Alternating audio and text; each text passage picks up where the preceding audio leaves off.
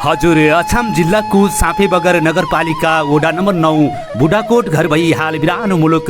भारतको मुम्बईबाट महेश साउद उहाँले लेखी पठाउनु भएको एकदमै मनै रुवाउने देउडा गीत वाचन गर्दैछु,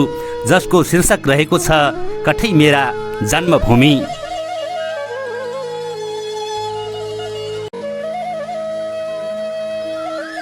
गाउँघरको सम्झना कति परदेशका कुना,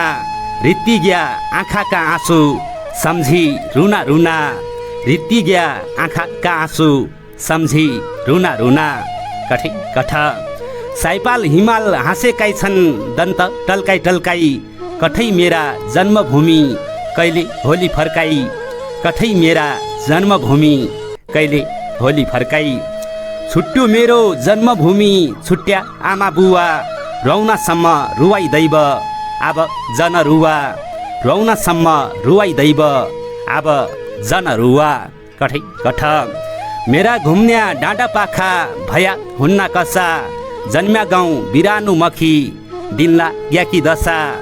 जन्म्या गाउँ बिरानो मखी दिनला याकी दशा, कठै कठ हिमालमा चिसो बढ्यो माल बाइजा काग, माया मानी क्यारु कठै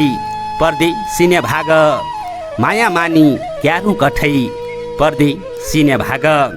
खोलीका बगने पानी काँप दिहै डम्म, उसै रहे जन्मभूमि म फर्किनासम्म, उसै रहे जन्मभूमि म फर्किनासम्म, कठै कठ भगवानले बाटो दिया आउँला घुमी घुमी,